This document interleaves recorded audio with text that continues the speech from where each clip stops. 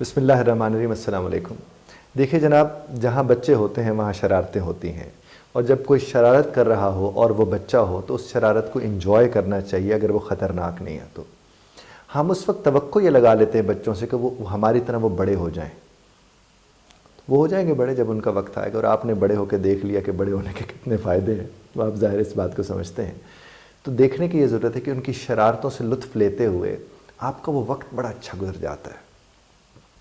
بچوں کے ساتھ آپ الجھتے کب ہیں؟ جب آپ کہیں اور الجھے ہوئے ہوتے ہیں، تو پھر وہ جو شرارتیں کرتے ہوئے آپ کے سامنے آتے ہیں تو آپ ان کی شرارتوں سے لطف لینے کے بجائے ان کی شرارتوں میں کہیں نہ کہیں اڑ کے سڑنا شروع کر دیتے ہیں۔ اس کا نتیجہ یہ نکلتا ہے کہ رب کائنات نے جو آپ کے لیے انتظام کیا تھا کہ آپ اتنے پریشان تھے، اور اس میں رب کائنات نے انتظام کیا کہ شرارت کرتا ہے کوئی بچہ آپ کے سامنے آئے، اور اب کہیں نہ کہیں اس کے ساتھ جڑ کے خوشی کے ساتھ جڑ جائیں، زندگی کے ساتھ جڑ جائیں، وہاں بھی آپ اپنی کو لاجک کو، منطق کو، پریشانی کو، وقت کا تقاضا لا کر اس خوشی کو اپنے آپ سے پرے کر دیتے ہیں۔ پھر بچے بڑے ہو جاتے ہیں، پھر آپ ڈھونڈتے رہتے ہیں کہ وہ شرارتیں کہاں سے ملیں گی۔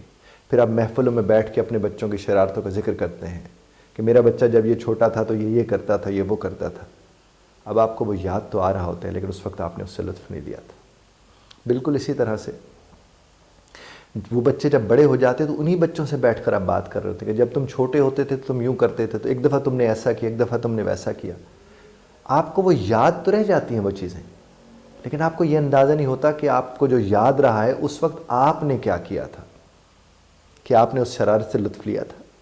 اگر آپ نے اس شرارت سے لطف لیا تھا تو آج آپ کا وہ حال نہیں ہوگا جو ہے۔ اور ہم نارملی یہ دیکھتے ہیں کہ ہم شرارتوں سے لطف نہیں لیتے ہیں۔ میری والدہ صاحبہ مجھے اکثر یہ کہتی ہیں کہ بچے ٹینشن ریلیزنگ کیپسولز ہوتے ہیں، اور یہ بات میں اپنی ہر ٹریننگ میں جا کر کراتا ہوں۔ واقعی ایسا ہوتا ہے۔ آپ کبھی دیکھ کے دیکھیے، آپ کے کہیں بھی پریشانی آئی ہوئی ہے، آپ کو کچھ سمجھ نہیں آ رہا کیا کریں، اور تھوڑی دیر کے لیے کسی بچے کے ساتھ آپ بیٹھ جائیں اور اس کو انجوائے کرنا شروع کریں۔ یقین مانیے، اور کچھ ہو نہ ہو، کم از کم وہ لمحات بڑے قیمتی اور خوبصورت لمحات ہوں گے، کیونکہ ان لمحات میں تھوڑی دیر کے لیے آپ اپنے ساتھ جڑ چکے ہوں گے، اپنے رب کے ساتھ جڑ چکے ہوں گے۔ اور بچوں کے ساتھ اس لیے جڑنا چاہیے کہ انہیں خدا سے آئے ہوئے ابھی تھوڑا وقت ہوا ہے، وہ ابھی اتنے پلیوٹ نہیں ہوئے جو کہ معاشرے کی وجہ سے لوگ کہیں نہ کہیں جا کر ہو جاتے ہیں۔ وہ خدا والے ہوتے ہیں، ان کے ساتھ جڑ کے اب خدا کے ساتھ جڑ جاتے ہیں، اسی لیے تو اب خوش ہوتے ہیں۔ اور ہم کیا کرتے ہیں؟ ان کو جھڑک کر ان کی معصومیت کو اپنی چالاکی سے ہم ٹیکل کرنے کی کوشش کر رہے ہوتے ہیں۔ ان کی معصومیت کا مقصد یہ ہوتا ہے کہ آپ بھی ان کے ساتھ کہیں نہ کہیں معصوم ہو جائیں، آپ بھی ان کے ساتھ کہیں نہ کہیں جڑ کے اپنے آپ کو زندگی کی خوشی کے ساتھ جوڑ لیں۔ اور آج کل جن حالات سے ہم گزر رہے ہیں، معاشی طور پر جن مسائل کا ہم لوگ شکار ہیں، ہمیں تو سب سے زیادہ ضرورت ہے کہ بچوں کے ساتھ اپنے آپ کو انگیج کریں۔ اور جو لوگ بیٹھے میری بات سن رہے شاید وہ سمجھے کہ جناب کبوتر کی طرح آنکھیں بند کرنے سے حالات تھوڑی ٹھیک ہو سکتے ہیں، تو صاحب سڑ کے بھی حالات ٹھیک نہیں ہو سکتے، پریشان ہو کے بھی حالات ٹھیک نہیں ہو سکتے۔ میرے علی کا بڑا خوبصورت فرمان ہے کہ پریشانی تو بذات خود ایک مسئلہ ہے، یعنی یہ مصیبت میں ایک اور مصیبت ہے کہ آپ پریشان ہو، ایک مصیبت آ جائے کہ آپ پریشان ہو جائے تو یہ ایک اور مصیبت ہو گئی نا۔ تو آپ کو ہمیں سمجھنے کی ضرورت ہے۔